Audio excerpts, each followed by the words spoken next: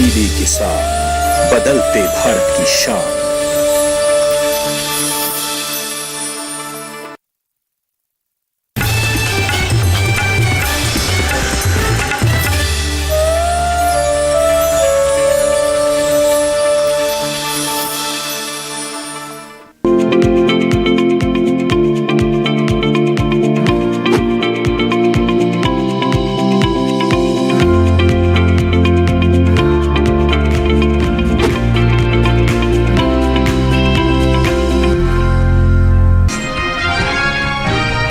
केरल में 2 दिन कई जगह बारिश का अनुमान। अंडमान निकोबार द्वीप समूह में भी जगह जगह बरसेंगे बादल। तमिलनाडु के तटों पर शुक्रवार को चलेंगी तेज हवाएं। लक्षद्वीप में शनिवार को तेज हवाओं के साथ बिजली कड़कने के आसार। और मैदानी इलाकों में उत्तर भारत के फतेहगढ़ में दर्ज हुआ सबसे कम तापमान। पूर्वी भारत के कुछ इलाकों में गिर सकता है न्यूनतम पारा। नमस्कार, आप देख रहे हैं दूरदर्शन किसान। मौसम खबर में आपका स्वागत है। आपके साथ मैं हूं अंजू सिंह। मौसम खबर में जानेंगे आने वाले दिनों में कहां होगी बारिश, कैसी रहेगी तापमान की स्थिति और किसानों के लिए क्या है कृषि सलाह। शुरुआत करते हैं खास खबरों के साथ। तमिलनाडु में 2 दिन कुछ जगह बहुत तेज बारिश का अनुमान है, तो यहाँ पर किसान सतर्क रहें। इस तरह की जानकारी मौसम विभाग की तरफ से दी जा रही है। काफी तेज बारिश तमिलनाडु में इन 2 दिनों में हो सकती है। वहीं पुडुचेरी और कराईकल के भी कुछ हिस्सों में हो सकती है जोरदार वर्षा। इसके साथ ही आपको बता दें कि तमिलनाडु और पुडुचेरी में कुछ जगह बिजली चमकने के साथ तेज हवाएं भी चल सकती हैं, यानी तेज बारिश के साथ बिजली भी चमक सकती है और तेज हवाएं भी चलने की आशंका है। 2 दिन केरल के कुछ स्थानों पर तेज हवाएं चल सकती हैं और भारी वर्षा भी संभव है। तटीय आंध्र प्रदेश में कहीं कहीं तेज हवाओं के साथ भारी बरसात के आसार हैं। रायलसीमा में कुछ जगह गरज के साथ तेज बारिश का अंदेशा। बंगाल की दक्षिण पश्चिम खाड़ी में शुक्रवार को बहुत तेज हवाएं चलने का अनुमान। शुक्रवार को तमिलनाडु के तटों पर मछुआरों को समुद्र में न जाने की है सलाह। केरल और लक्षद्वीप के तटों पर शनिवार को चलेंगी काफी तेज हवाएं। यहां 60 किलोमीटर प्रति घंटा तक जा सकती है हवा की रफ्तार।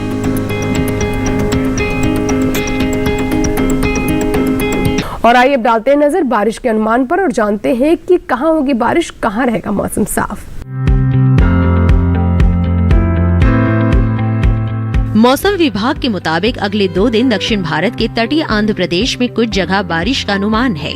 तेलंगाना में मौसम साफ रहने की उम्मीद है। रायलसीमा में शुक्रवार को इक्का दुक्का जगह तो शनिवार को कई जगह बादल बरसेंगे। साथ ही तमिलनाडु, पुडुचेरी और कराईकल में 2 दिन अधिकतर स्थानों पर बरसात की संभावना है। 2 दिन तटीय कर्नाटक और दक्षिणी आंतरिक कर्नाटक में कहीं कहीं पानी बरस सकता है, जबकि उत्तरी आंतरिक कर्नाटक में 2 दिन बारिश नहीं होगी। केरल में 2 दिन कई जगह बरसात के आसार है। अंडमान निकोबार द्वीप समूह में 2 दिन कई जगह वर्षा संभव है। वहीं लक्षद्वीप में 2 दिन ज्यादातर जगह बादल बरसेंगे। वहीं दूसरी तरफ पूर्वोत्तर भारत के नागालैंड, मणिपुर, मिजोरम और त्रिपुरा में अगले 2 दिन बारिश का अनुमान नहीं है। अरुणाचल प्रदेश, असम और मेघालय में भी फिलहाल बरसात नहीं होगी। पूर्वी भारत के गांगे पश्चिम बंगाल में भी 2 दिन मौसम साफ रहेगा, लेकिन उप हिमालय पश्चिम बंगाल और सिक्किम में केवल शुक्रवार को कहीं कहीं बारिश हो सकती है। ओडिशा, झारखंड और बिहार में फिलहाल बरसात का अनुमान नहीं है। उत्तर भारत की बात करें तो यहाँ के पहाड़ी राज्यों में जम्मू कश्मीर, लद्दाख, हिमाचल प्रदेश और उत्तराखंड में अगले 2 दिन बारिश का अनुमान नहीं है। उत्तर के मैदानी राज्यों पंजाब, हरियाणा, दिल्ली, उत्तर प्रदेश और राजस्थान में भी फिलहाल बारिश के आसार नहीं है। मध्य भारत के मध्य प्रदेश और छत्तीसगढ़ में 2 दिन मौसम साफ रहने की संभावना है। मध्य महाराष्ट्र, मराठवाड़ा और विदर्भ में मौसम साफ रहेगा। पश्चिमी भारत के गुजरात और सौराष्ट्र कच्छ में बादल नहीं बरसेंगे। कोंकण और गोवा में भी बारिश की उम्मीद नहीं है। और अब नजर मौसम की चाल पर। आइए डालते हैं नजर पिछले 24 घंटों में कैसा रहा बारिश का हाल। अंडमान निकोबार द्वीप समूह में ज्यादातर जगह बारिश हुई। लक्षद्वीप के ज्यादातर हिस्सों में झमाझम बादल बरसे। केरल और कर्नाटक के कुछ स्थानों पर बरसात हुई। तमिलनाडु, पुडुचेरी और कराईकल के कुछ भागों में तेज वर्षा हुई। तटीय आंध्र प्रदेश और तेलंगाना में छुटपुट जगहों पर पानी बरसा। रायलसीमा के कुछ भागों में बारिश हुई। कोंकण और गोवा में कहीं कहीं बरसात देखी गई। मध्य महाराष्ट्र में इक्का दुक्का जगह बादल बरसे। अरुणाचल प्रदेश में अलग अलग स्थानों पर बारिश हुई। उप हिमालय पश्चिम बंगाल और सिक्किम में गिने चुने स्थानों पर वर्षा हुई। और आइए बात करते हैं तापमान की। सबसे पहले नजर डालते हैं न्यूनतम तापमान पर। मध्य महाराष्ट्र और मराठवाड़ा में कई जगह न्यूनतम तापमान सामान्य से 5 डिग्री ऊपर रहा। विदर्भ में कहीं कहीं न्यूनतम पारा सामान्य से 5 डिग्री ज्यादा रहा। तेलंगाना में अलग अलग स्थानों पर न्यूनतम तापमान सामान्य से 5 डिग्री अधिक दर्ज हुआ। ओडिशा में छुटपुट जगहों पर न्यूनतम पारा सामान्य से 5 डिग्री ऊपर रहा। कोंकण और गोवा के कई हिस्सों में न्यूनतम पारा सामान्य के मुकाबले 3 से 5 डिग्री ज्यादा रहा। बिहार में कुछ जगह न्यूनतम तापमान सामान्य से 1.5 से 3 डिग्री कम रहा। अंडमान निकोबार द्वीप समूह में कुछ स्थानों पर न्यूनतम तापमान सामान्य से 1.5 से 3 डिग्री नीचे रहा। देश के मैदानी इलाकों में सबसे कम पारा पूर्वी उत्तर प्रदेश के फतेहगढ़ में 7.2 डिग्री सेल्सियस दर्ज किया गया। और आइए बात करते हैं अधिकतम तापमान की। तेलंगाना के कुछ इलाकों में अधिकतम तापमान सामान्य से 3 से 5 डिग्री ऊपर रहा। विदर्भ में कुछ जगह अधिकतम तापमान सामान्य के मुकाबले 3 से 5 डिग्री ज्यादा दर्ज हुआ। मध्य महाराष्ट्र और सौराष्ट्र कच्छ में भी कहीं कहीं ऐसा ही अधिकतम तापमान देखने को मिला।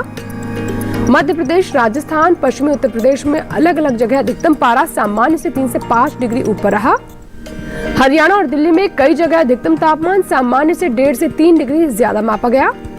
इसी तरह छत्तीसगढ़ और झारखंड में कई स्थानों पर अधिकतम पारा सामान्य की तुलना में 1.5 से 3 डिग्री ऊपर रहा, जबकि तमिलनाडु, पुडुचेरी में कुछ स्थानों पर दिन का तापमान सामान्य से 3 से 5 डिग्री कम रहा। केरल में कई स्थानों पर अधिकतम पारा सामान्य के मुकाबले 1.5 से 3 डिग्री नीचे दर्ज किया गया। देश में सबसे ज्यादा तापमान सौराष्ट्र और कच्छ में दीव में 35 डिग्री सेल्सियस दर्ज किया गया। मौसम खबर में यहाँ वक्त हुआ एक छोटे से ब्रेक का। ब्रेक के बाद जानेंगे कैसे करें आप जौ की खेती। बने रहे दूरदर्शन किसान के साथ, देखते रहे मौसम खबर।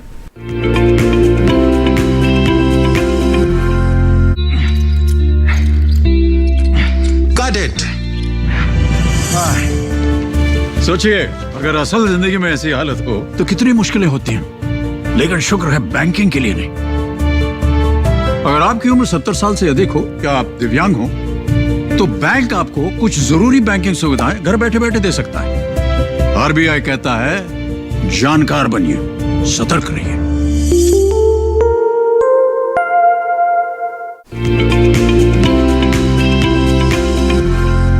ब्रेक के बाद एक बार फिर आपका स्वागत है। आप देख रहे हैं मौसम खबर और बात करते हैं खेती किसानी की।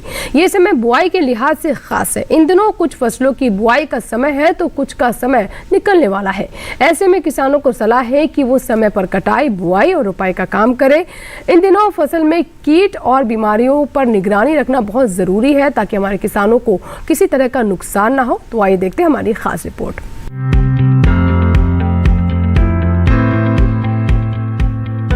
जलवायु और मिट्टी के हिसाब से खेती किसानी का काम करके अच्छा लाभ उठाया जा सकता है। इसके साथ ही सही किस्मों का चयन भी जरूरी होता है। ये मौसम रबी की फसल बोने के लिए उचित है। ऐसे में देश के अलग अलग हिस्सों में अलग अलग फसल बोने का काम जारी है।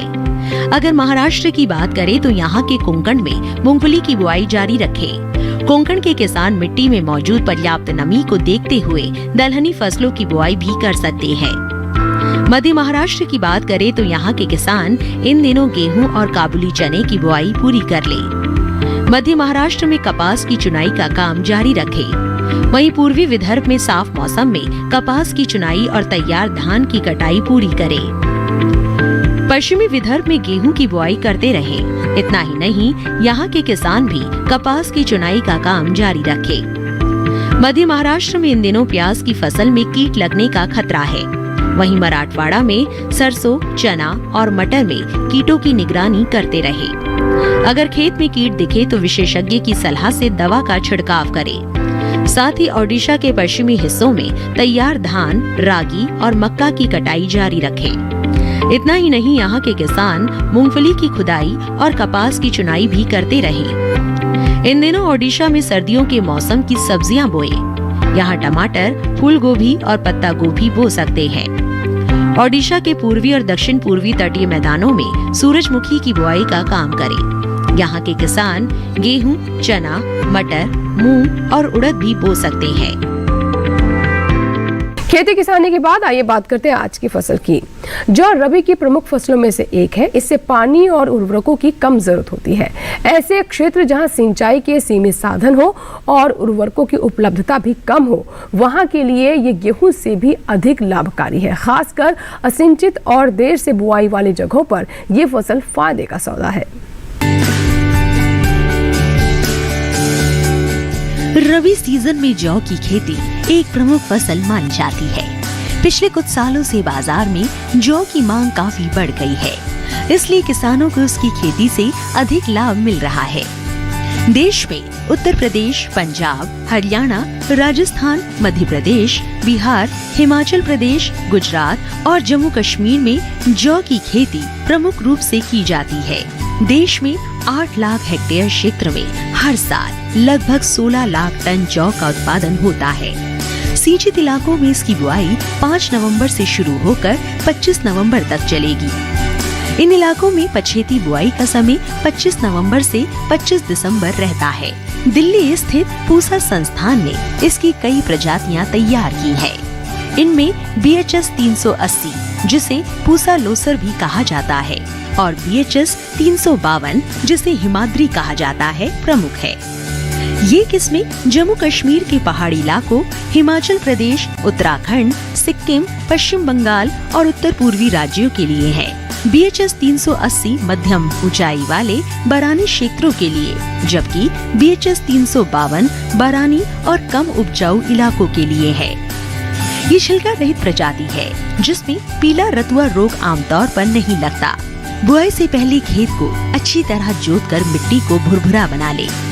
असिंचित क्षेत्र में 1 हेक्टेयर बुआई के लिए 100 किलो, जबकि सिंचित क्षेत्र के लिए 75 किलो बीज चाहिए।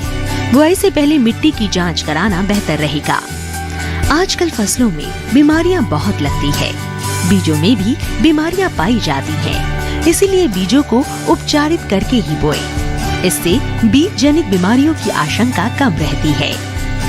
खरपतवार की रोकथाम के लिए निराई गुड़ाई करें और विशेषज्ञों की सलाह पर उचित दवाओं का छिड़काव करें।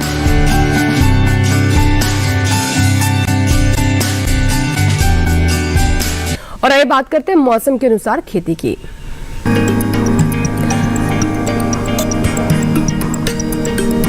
गुजरात में गेहूं की बुआई किसान जारी रखें। मध्य गुजरात के किसान सरसों और चना बोएं।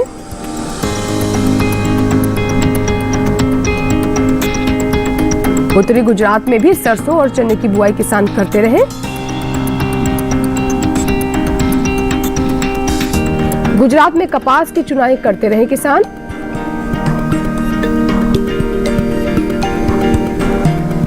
कपास की चुनाई का काम सुबह सवेरे करना उचित रहेगा।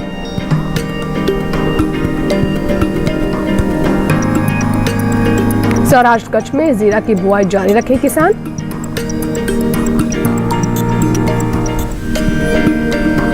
यहाँ के किसान धनिया और लहसुन की बुआई करते रहे।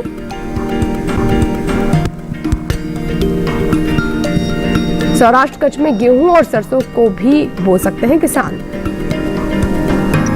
और इसी के साथ ही मौसम खबर में यहाँ वक्त एक छोटे से ब्रेक का। आगे नजर डालेंगे खेती और मौसम से जुड़ी खास खबरों पर। आप बने रहें दूरदर्शन किसान के साथ, देखते रहें मौसम खबर। छोटा सा ब्रेक।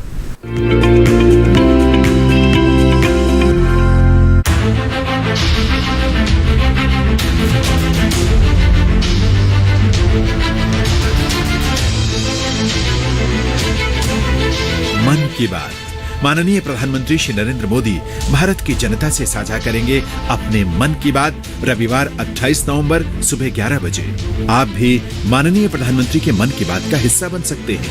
इसके लिए आप अपने सुझाव 26 नवंबर तक टोल फ्री नंबर 1800-117800 पर रिकॉर्ड कर सकते हैं या माइगॉव के ओपन फोरम में पोस्ट कर सकते हैं। तो याद रखें, रविवार 28 नवंबर सुबह 11 बजे मन की बात। ब्रेक के बाद एक बार फिर आपका स्वागत है। आप देख रहे हैं मौसम खबर। एक बार फिर से बात करते हैं मौसम के लिहाज से खेती की। दिल्ली के आसपास पत्तेदार सब्जियां और प्याज की बुआई जारी रखें किसान।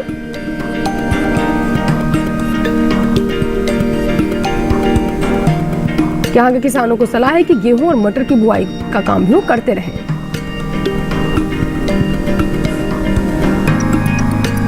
दिल्ली के आसपास के हिस्सों में सरसों और चना भी बो सकते हैं किसान। यहाँ के किसान फूल गोभी, पत्ता गोभी और ब्रोकली की रोपाई कर लें। दिल्ली से सटे हुए इलाकों में टमाटर की रोपाई भी की जा सकती है। उत्तर प्रदेश में गेहूं की बुआई जारी रखें।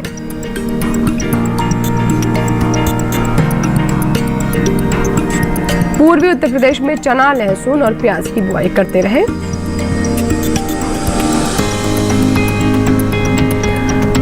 मध्य उत्तर प्रदेश के किसान सरसों और चना बोएं। मध्य उत्तर प्रदेश के मैदानों में बरसीम और गेहूं की बुआई भी करें। यहाँ गोभी, ब्रोकली, टमाटर और मिर्च की रोपाई भी कर सकते हैं किसान। और बुलेटिन में एक बार फिर मौसम की अहम झलकियां। तमिलनाडु में 2 दिन कुछ जगह बहुत तेज बारिश का अनुमान है। पुडुचेरी और कराईकल में भी कुछ हिस्सों में हो सकती है जोरदार वर्षा। तमिलनाडु और पुडुचेरी में कुछ जगह बिजली चमक के साथ तेज हवाएं भी चलेंगी। 2 दिन केरल में कुछ स्थानों पर तेज हवाएं और भारी वर्षा संभव। तटीय आंध्र प्रदेश में कहीं कहीं तेज हवाओं के साथ भारी बरसात के आसार। रायलसीमा में कुछ जगह गरज के साथ तेज बारिश का अंदेशा। बंगाल की दक्षिण पश्चिमी खाड़ी में शुक्रवार को बहुत तेज हवाएं चलने का अनुमान। शुक्रवार को तमिलनाडु के तटों पर मछुआरों को समुद्र में न जाने की है सलाह। केरल और लक्षद्वीप के तटों पर शनिवार को चलेंगी काफी तेज हवाएं। यहां 60 किलोमीटर प्रति घंटा तक जा सकती है हवा की रफ्तार। और अब चलते चलते एक नजर अगले 4 दिनों के लिए 9 शहरों के तापमान पर।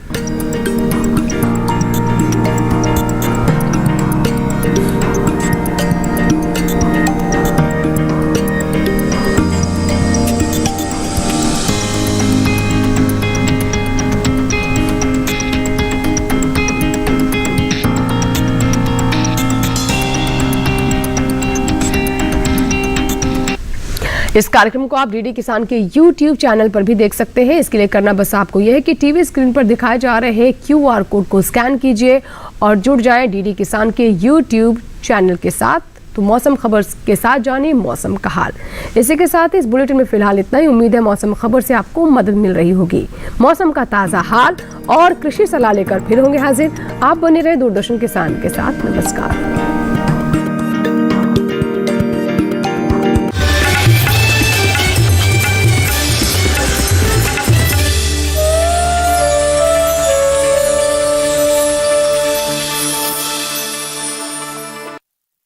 कुएं का मीठा पानी ये बोले, पेड़ों की डाली पर लहराए झूले, खेतों में गेहूं की फसलों का खिलना, बुजुर्गों की गाँव की चौपाल में मिलना, वो सुबह का मौसम, चिड़ियों की चहचहाहट, एक छोटे से बच्चे की खिलखिलाहट, वो गोरी का पल्लू रचा है बसा है, तू है जहाँ मेरा जीवन वहाँ है,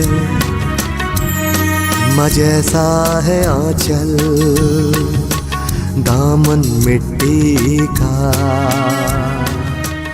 कविता टूटी फूटी जिंदगी को जोड़ने का, अपने कटाक्षों के माध्यम से कुरीतियों की कमर तोड़ने का और हताश, निराश, मायूस इंसान को खिलखिलाती हुई जिंदगी की ओर मोड़ने का एक सशक्त माध्यम है, जो सहज है, सरल है, आसान है, बहुत आसान है, जो कलम से नहीं जो दिल से लिखा जाता है वो गीत कहलाता है। क्यों स्याह हुआ जा रहा है रंग उफक का, कोई घटा बड़ी है धुएं की मीनार से। कौन है ये जिन्होंने इश्क में इतना दर्द मिलाया होगा? कौन है ये जिन्होंने इश्क में त्याग का जहर मिलाया होगा?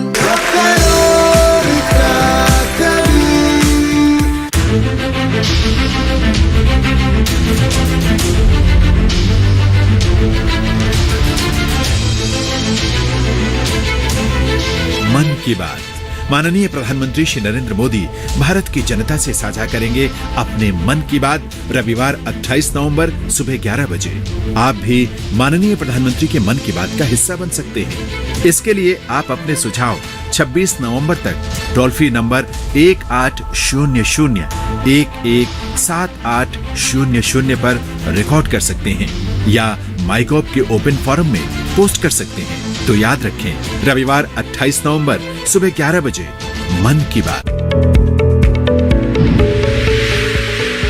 खुशहाल होंगे खेत, पशु रहेंगे स्वस्थ, सरकारी स्कीम का होगा लाभ, जब एक्सपर्ट्स का मिलेगा साथ, आपके सवाल विशेषज्ञों के जवाब, सिर्फ एक फोन कॉल की दूरी पर। देखिए किसानों का अपना प्रोग्राम हेलो किसान, सोमवार से शुक्रवार शाम 6 बजे से सिर्फ दूरदर्शन किसान पर।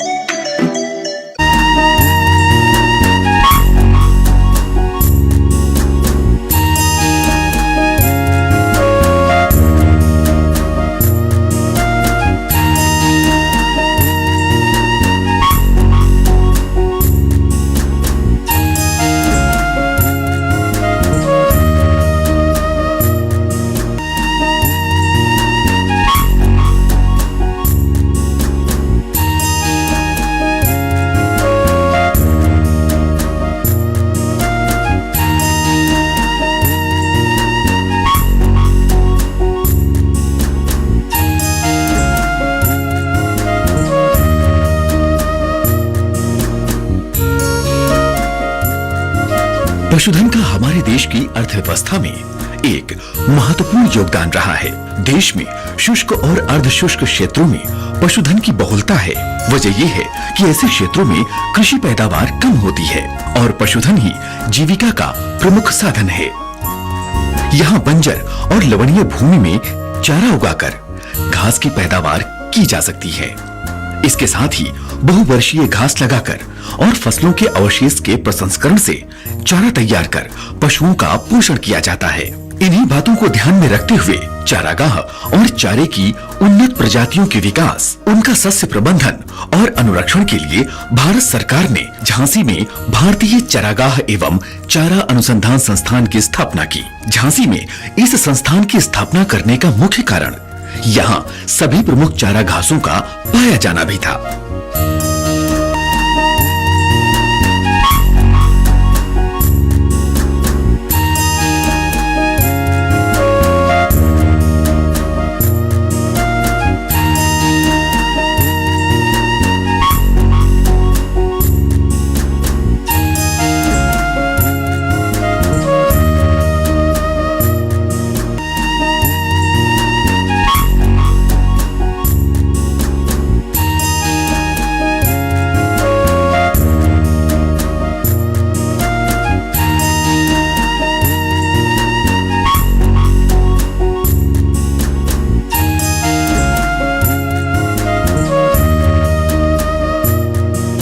संस्थान ने बदलते जलवायु परिवेश में चारा फसलों के उत्पादन की नई पद्धतियां विकसित की हैं, जिनसे रबी और खरीफ में हरे चारे की फसलें ली जा सकती हैं।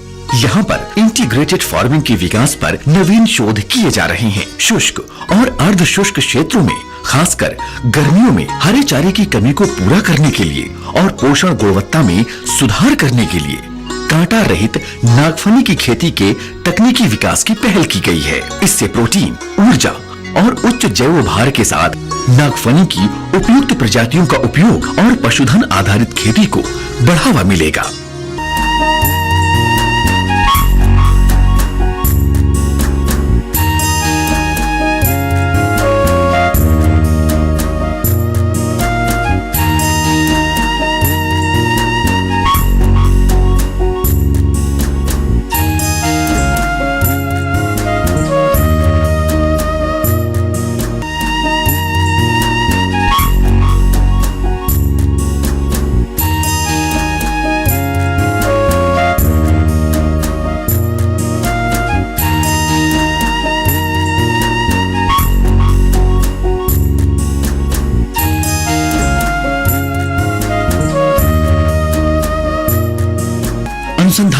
विकास के क्षेत्र में संस्थान विभिन्न राष्ट्रीय संस्थाओं के साथ अंतरराष्ट्रीय संस्थाओं के सहयोग से भी कार्य कर रहा है।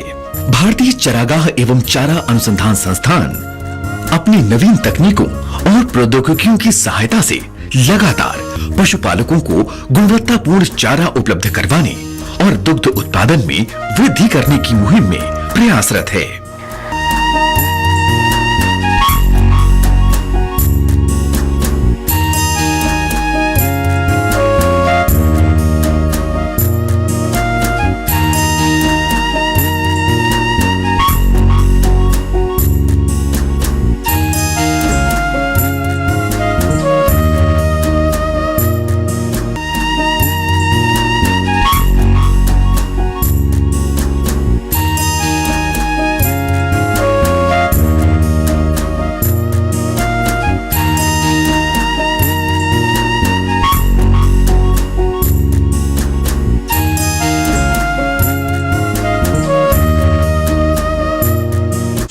श्रुति पनवर और हमारे साथ है किसान मित्र फेमस लाल और साथ में डिजिटल दीदी और हम लोग किसान बहन भाइयों के लिए लेकर आ रहे हैं छटाक भर खुशी में। इसमें बात होगी कृषि के बारे में और मुलाकात होगी ज्ञान विज्ञान और कला के क्षेत्र में मशहूर हस्तियों से और कराएंगे आपको भारत के खूबसूरत जगहों की सैर और उठेगी यहाँ गीत संगीत की लहर क्योंकि सबके लिए है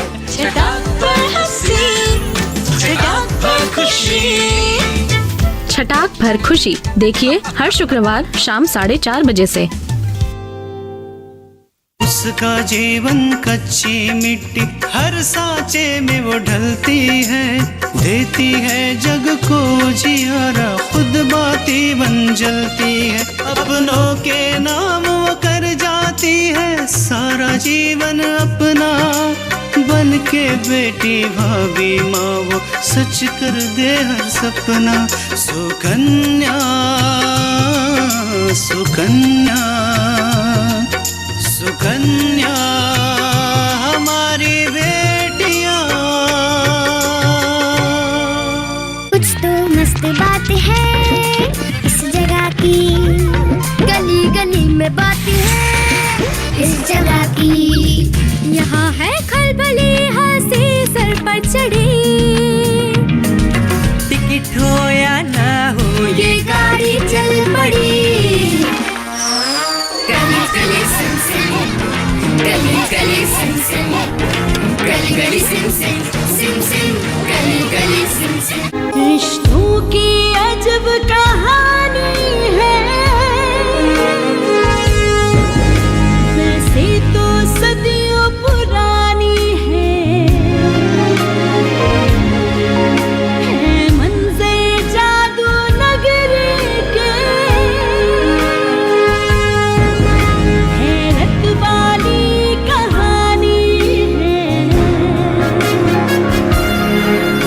ये 2 दिनों की दास्तां, फलक ज़मीं की है ज़बां, वो तो है ख्वाबों की बनी।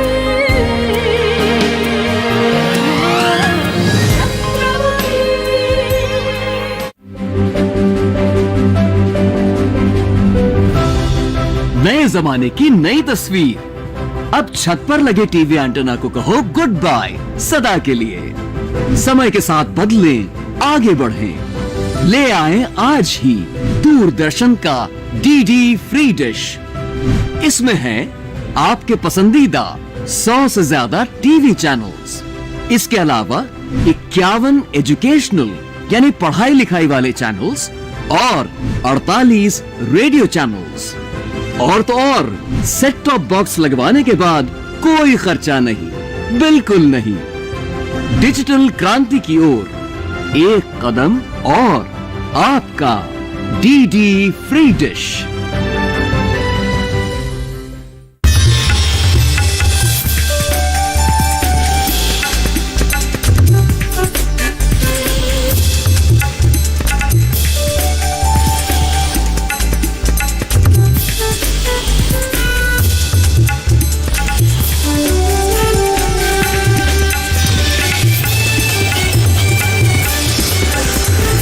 टीवी के साथ बदलते भारत की शान।